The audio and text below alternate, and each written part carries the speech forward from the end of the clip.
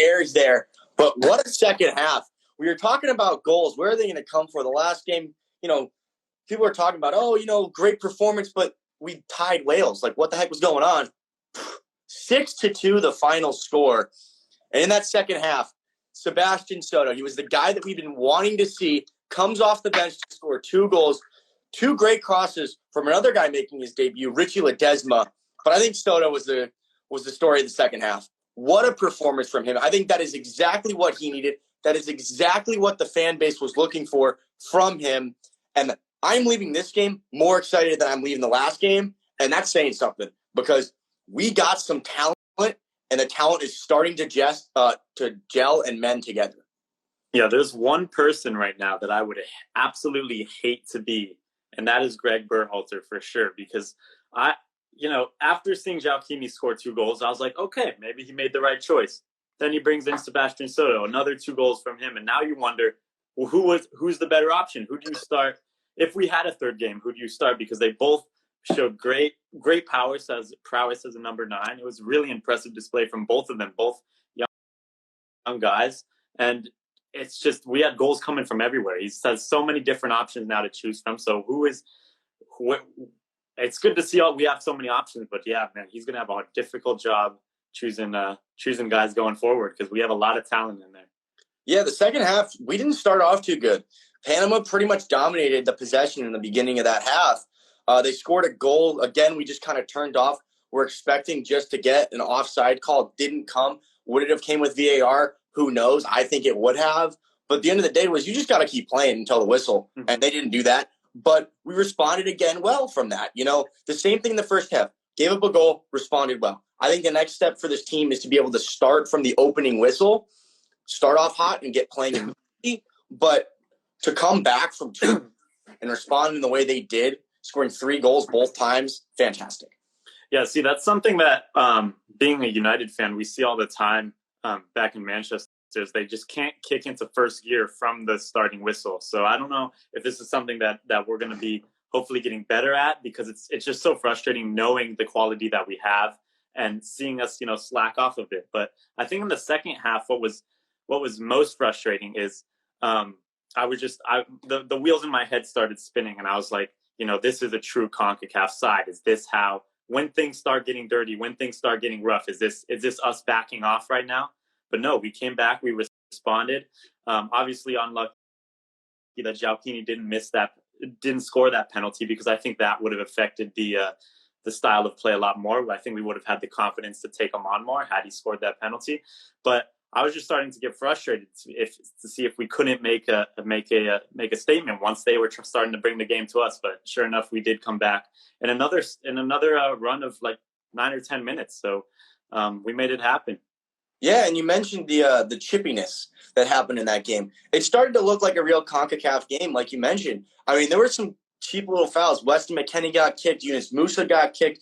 Weston McKennie also did some kicking, man. Hopefully he's okay. But there were some times that these guys were getting kicked pretty hard, and you're like, whoa, is this a friendly? Is like, what's going on? Is it supposed to be an exhibition, or is this an actual qualifying? And I think that's, good for young players to experience just a little bit of what it's going to be like trying to qualify for a World Cup in CONCACAF. Because the reality is, when we get to that final 8 teams, you're going to have to go down to Cuba. You're going to have to go to Trinidad and Tobago. It's not going to be a great pitch. It's going to be dirty. It's going to be crappy weather. It is not going to be a nice environment. Maybe the fans aren't going to be throwing stuff at you, which something you usually have to do with when you go to Azteca in Mexico. But it's still going to be a hostile environment. It's not great. It's different than Europe. And to get an opportunity, just a little introduction of what it's going to be like, I think that's going to go huge, especially as we get into qualifying and Nations League next year. And listen, I'm totally happy that the game did turn on its head as it did. It got really rough. It got scrappy. And I'm happy for that because we got to see this team fight for it. They showed more fight in a friendly than we saw half of our old team fight for World Cup qualification against Trinidad and Tobago. We saw these players step up. They lost a goal in the second half in a friendly, and we saw them step up and score 3 more. And that's the kind of quality and that's the kind of drive we want to see from these young players. They don't have this mentality that those guys did back then. They're here to play, and it's looking solid going into 22 and even 26. If they can keep up this kind of mentality, this winner's mentality, there's no stopping these guys. I can see Timmy messing with us in the chat right now. But yeah, we're going to get into player ratings right now. We're going to start with the goalkeeper, Zach Steffen. I'm going to give him a 7 out of 10. And the 2 goals couldn't really do much about it. He had a couple nice saves, but I'm going to go with the 7. Didn't really have too much to do, with the 2 goals being scored. So I'm giving him a 7. Yeah, same. I'm going with a 6 actually, but same rationale. Is he didn't have much to do, but when he did have something to do, there's nothing more he could have done. Those 2 goals, there's no stopping either of them. But he did have a couple good, distribution. I really like. It's nice and fast pace, which I'm sure he's getting that from City, from Pep, and he's getting the ball out really quickly. We know he's not a guy that likes to keep it in the back, so he's jeering on a good, moving the ball out of our half and bringing it out to the opposition. So he's really good at that. I like it. Yep. Left back, Serginho Dest. I thought he was a lot better in the first half, hooking up with Gio Reyna. Second half kind of fell asleep a bit. I don't think when Ledesma came on and he came on the left, they weren't quite as in unison. When Tim Weah switched over to the left side, got a little bit more involved. But for me, I'm going with a 7 just because I think he dropped off a bit in the second half. Yeah, this is I was most surprised actually about this because I'm giving Dest a 7 as well, but I see Kaylee Posen asking about Reggie Cannon. I'm giving Reggie Cannon an 8. That was a stellar display at right back from Reggie, and I think he was the star on the flanks tonight for sure. But not to take away from Dest at all. He played great, and we know his quality, and he showed most of it today. But I want to see him get on the score sheet, whether it's registering an assist or something, but because he got the creativity there when he was especially working with Gio. It was fun to watch, but I want to see him get involved in the attack even more. Yeah, Cannon had some great crosses in, and that's exactly what he came in to do. You just gave your rating to Reggie Cannon an 8. I'm going to give him a 7 on that. The other fullback, Reggie Cannon. I knocked him down a bit just because he was at fault for that first goal. He didn't press out, didn't apply pressure, and they were able to get the cross off clean, and Fajardo scored his first goal, giving Panama the 1-0 lead. But he did, like you said, have that assist, got on the score sheet with his nice little cross to Sebastian Lletget. The 2 center backs, I'm giving them both 6s. Tim Ream was fine. Didn't really do much. He's Tim Ream. Tim Ream, you don't expect much. He's going to give you a 6, 7 out of 10 pretty much every game. Not going to do much. But, Miazga, I don't think he started off the game well at all. He had a couple passes go awry. He was kind of at fault for the first goal that they scored. Switched off again for the second goal. I gave him a 6 only because of that assist. I bumped it up from a 5. But, yeah, I felt like the one part where Panama really kind of gave us some trouble was between Reggie Cannon and Matt Miazga. Yeah, I'm gonna go similarly off of that. I'm gonna go with what did I put? I gave Miazga a 6, Ream a 5. Just like you said, giving Miazga a bump up for that assist. But really, from either of them, they were doubtful at times and even just unimpressive. They did their job when called upon for the most part, but also at times they looked shaky. So I especially didn't like the second goal, seeing them both, both looking labored and immediately putting their hand up rather than, focusing on their guy and everything. It's just, that's not the kind of mentality you want to see from your center backs. You want to see them, control that back line rather than depending on the offsides whistle to take it off of them or to save the day. But both of them rather unimpressive, rather uninvolved, but so I think a 5 or 6 is warranted.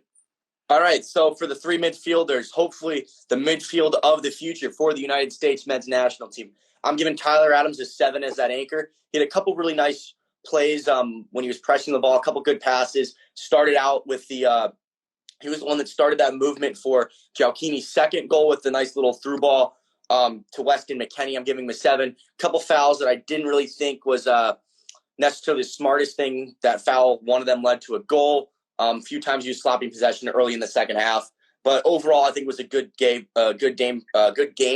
from him, and I'm going to give him a 7. Yeah, Tyler Adams I love that position he's playing in front of the defenders because it's what for the last 2 games it's why we're not talking much about their center backs. It's because he's doing a lot of that work in front of them where the center backs are kind of easing off, because Tyler Adams is doing such a great job receiving the ball deep in the midfield and bringing it forward, so that our center backs don't even have to worry at all. And I think definitely a 7. I think for Adams today, not too flashy, but nothing at all to knock him for. So good all around rating. Moving on to Yunus Musa, I'm giving him a 7 out of 10. A couple times, like I said, gave away possession a little bit, especially early in that second half. But he was doing a great job winning the ball back up the field and driving forward, breaking that Panamanian defense line. So I think I really, really hope he commits to this national team. I think him, working with Tyler Adams and Weston McKennie, seeing that they could be the midfield of the future can do huge for that, getting him locked in as a U.S. player. But I'm giving him a 7, and like I said, I really, really hope that he's going to be a long-term player for us. Mm-hmm. I see Ryan Munoz saying Bradley should never play for the United States men's national team again. And as much as I want to agree with that statement, because I love this midfield, I think there's no taking this midfield down.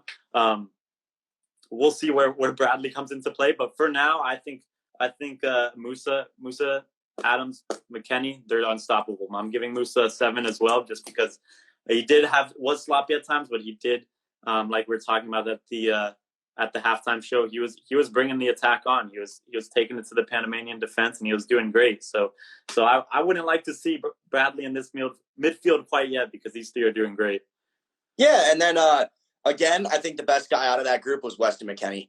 He was absolutely fantastic again tonight, all over the pitch, attack, defense, creating opportunities, winning the ball back high up the field and in defense. I'm giving him an 8 out of 10 once again. Weston McKennie, I think there's an argument that he was the best player on the pitch again tonight.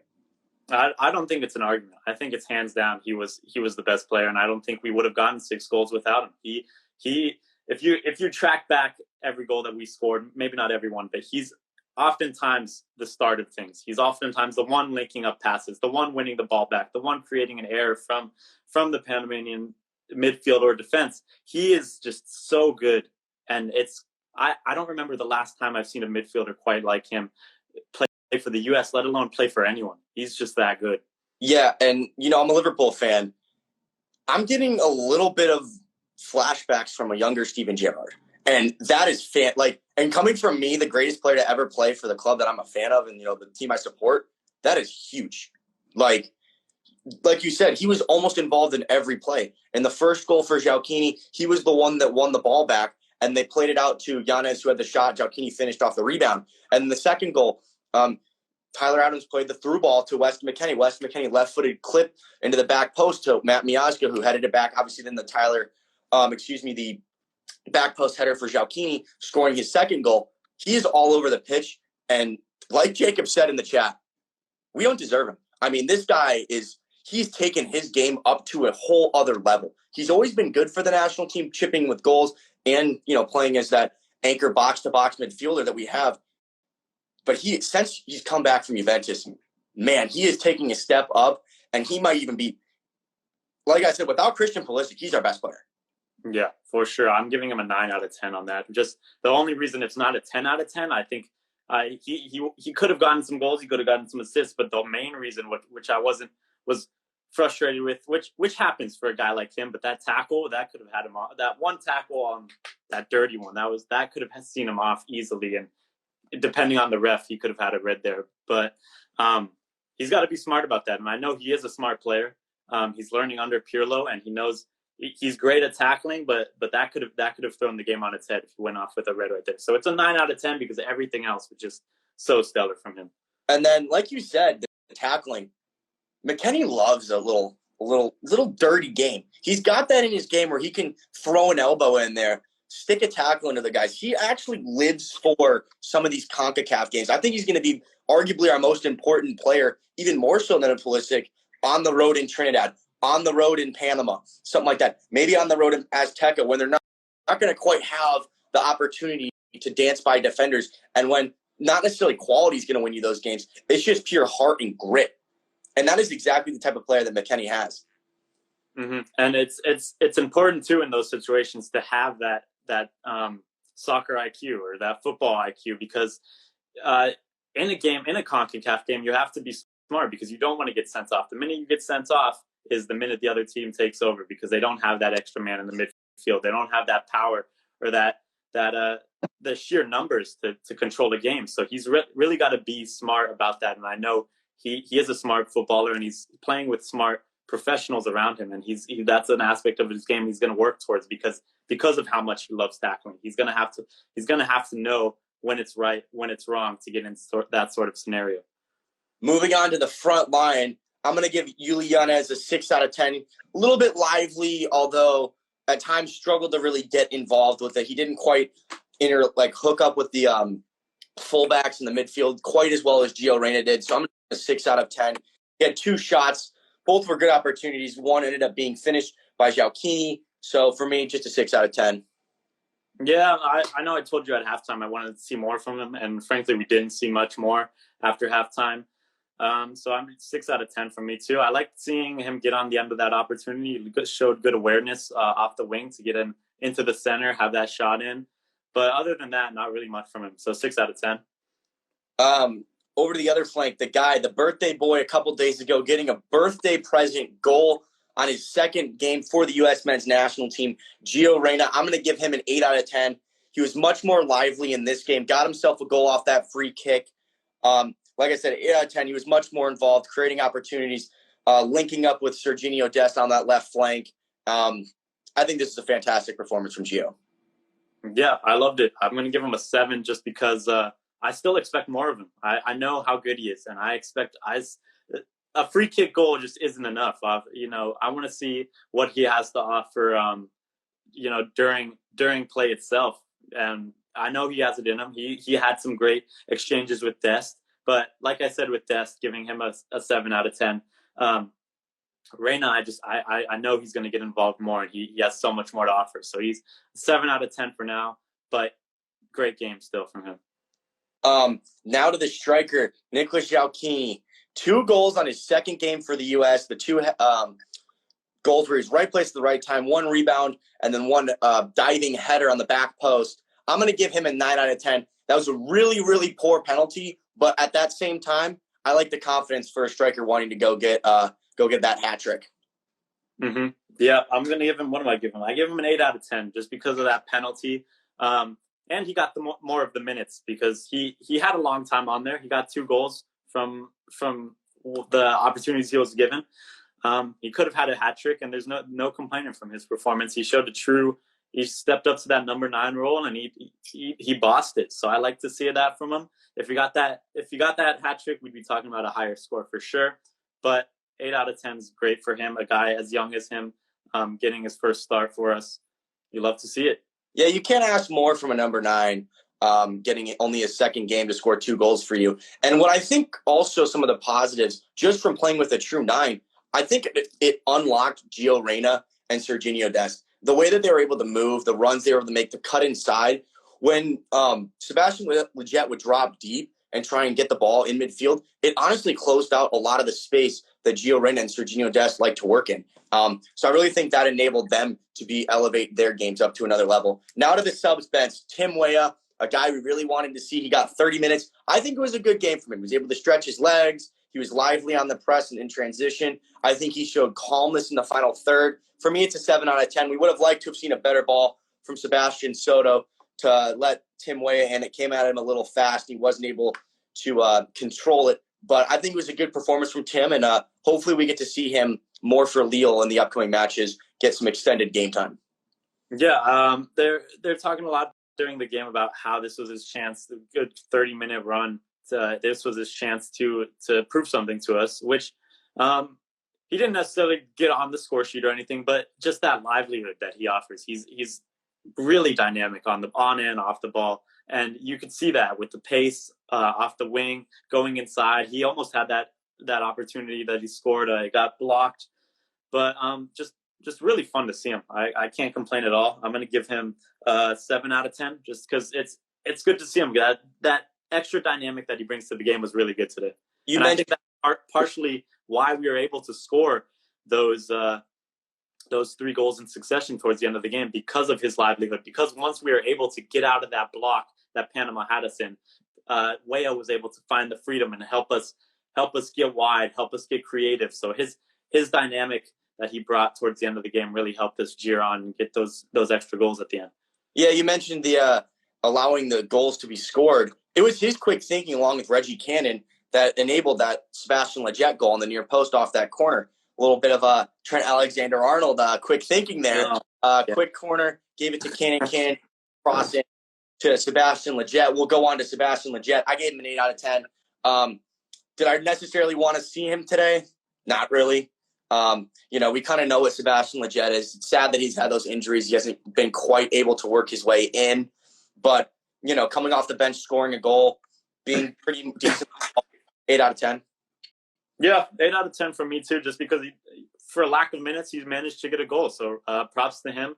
I was also one of the ones who was confused as to why he was coming in the game. But not a bad display from him as the only MLS guy here. He's given, like I said earlier, he's given Greg more to think about because he's scoring and he's affecting the game. So it's, as much as we want to focus on our European talent and whatnot, we still have guys over in the MLS that are even going to challenge this deep group of players. Absolutely. The next camp, hopefully in December, we'll get a game in. A lot more domestic players we'll probably see. Going off that, another player that got in there, Johnny Cardoso, 6 out of 10. I thought he was fine. A couple decent passes, broke up play a few times, but just really didn't make a big foot mark on the game. Yeah, that's even last game. I haven't seen enough of him even at the club level, and now when he's playing for us, he's just not getting as involved as I would like him to. He's just getting his job done clearly, as we were able to keep a clean sheet once he came in. Actually, I'm not sure if they scored that second goal, but he's just rather, I don't think he's challenging for any of those midfield positions, to be honest, because it's rather unimpressive so far, but he's getting minutes and he's growing. So that's what matters. I gave him a 6 out of 10.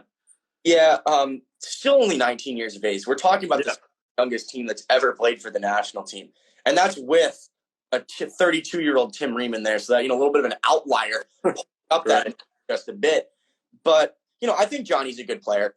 He didn't quite necessarily, I think, get enough time to really show the type of player that he is. I think he's a player that going forward definitely will be involved with this national team, being that he still is only 19. And to have the calmness that he has on the ball is still pretty impressive.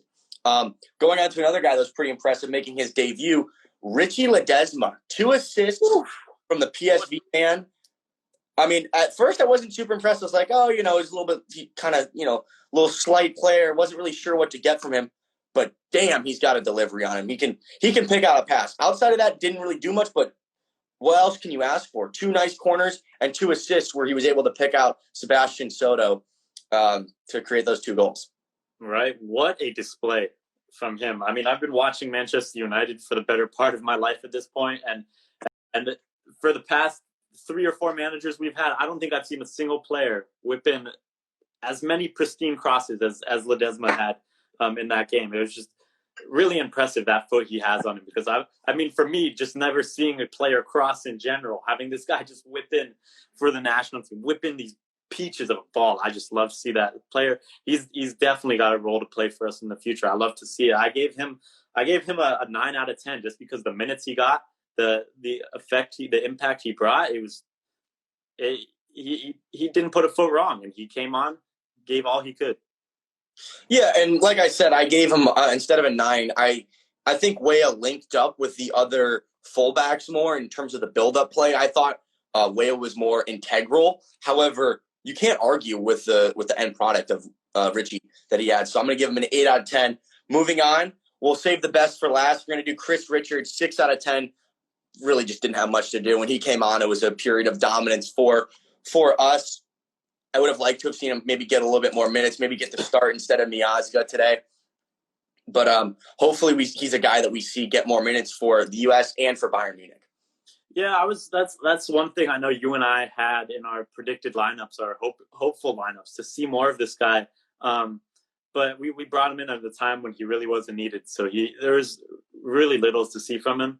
But it's just exciting to know that we have this guy playing for us, because he's for me, he's somebody that I would totally rather see over Ream, over Miazga, So I just hope that this is the start of seeing more of.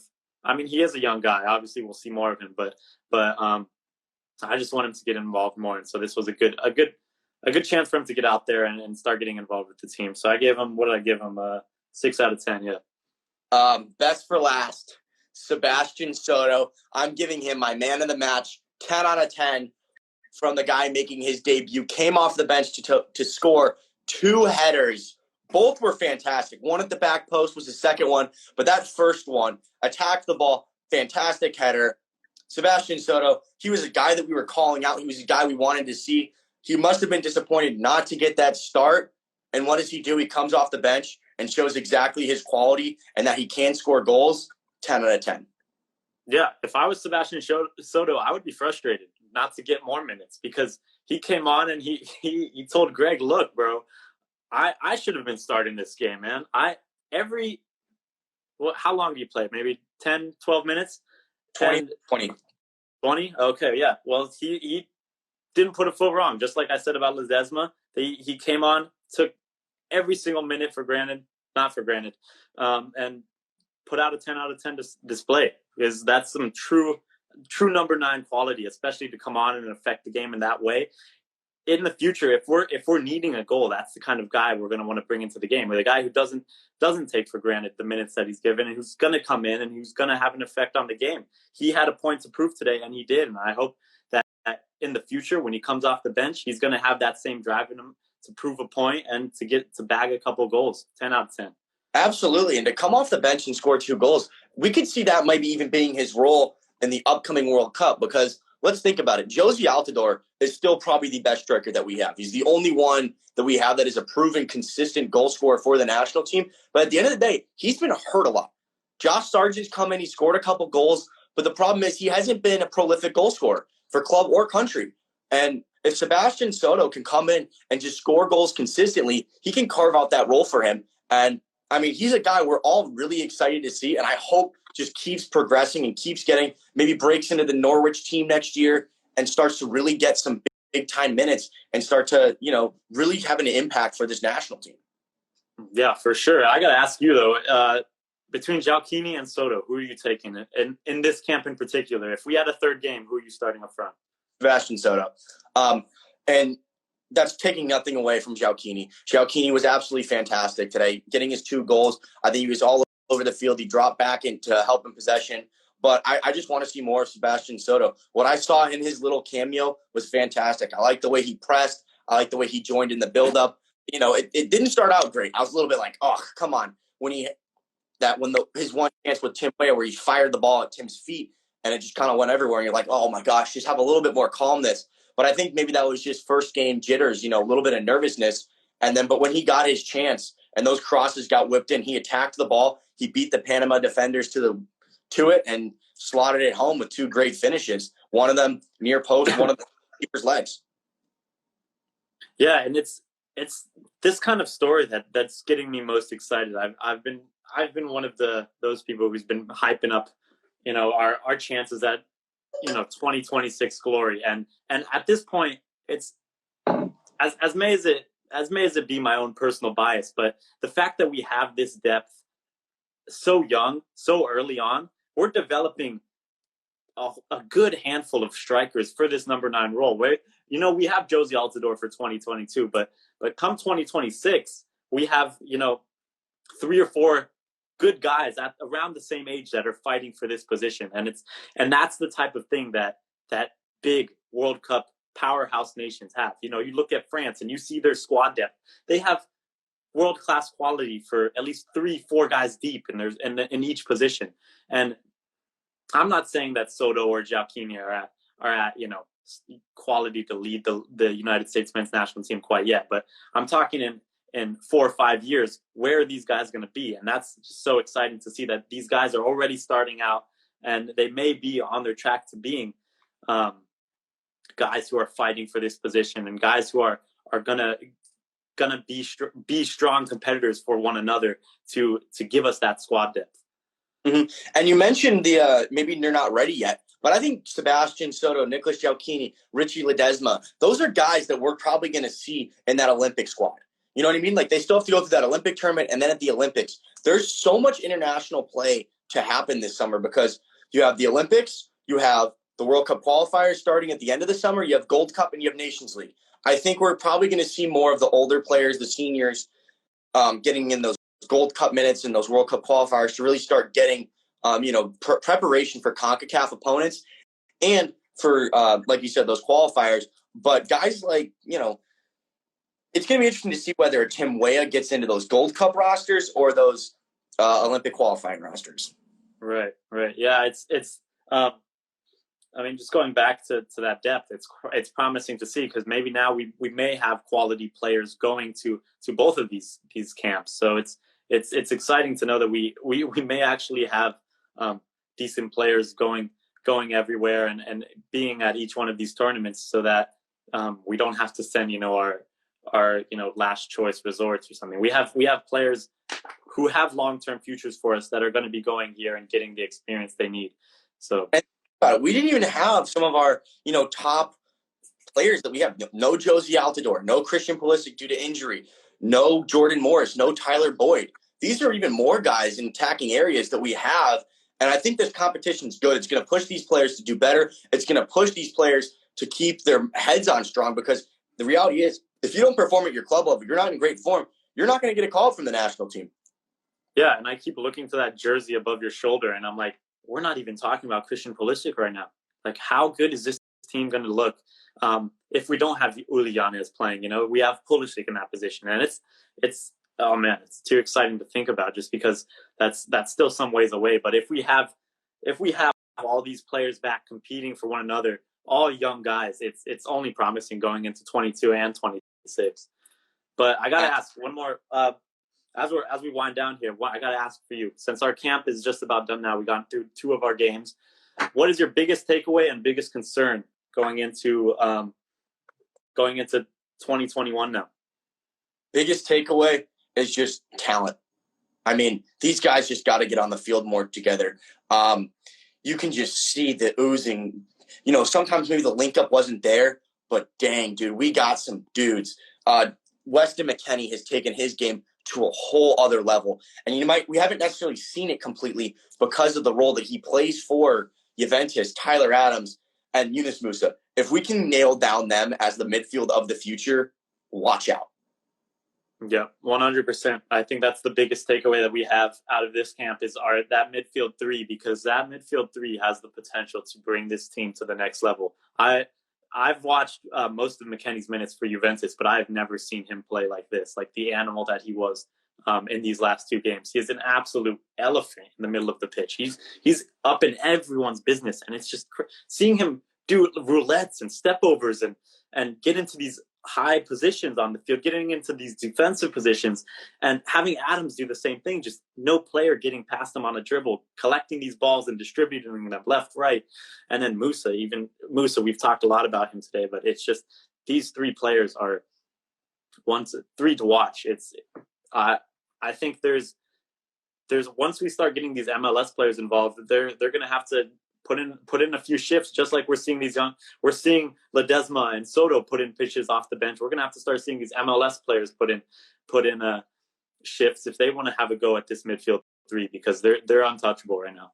I think Weston McKennie is quickly emerging as a future captain for the U.S. national team. The intensity he brings, his game elevates to a whole other level when he plays for the national team. That passion you see just takes an entire step up when he's playing for the red, white, and blue. And just like that, that's where we're going to end it. Thank you guys all for joining here on the Instagram live shows. These will be up on YouTube later in the coming days and hours. Thank you so much for joining us. Make sure to go check out all of our pre-stuff that we came out before this January camp. We're going to have another camp coming up, a recap episode in the near future, hopefully in the next week or so. So make sure to check that out. We're on YouTube, Spotify, wherever you get your podcasts. And then, so make sure to sub, check it out. And thank you all for joining us. This is Stars and Strikes, the Road to Qatar 2022. We'll see you all shortly. Yeah, thank you guys for joining. Peace.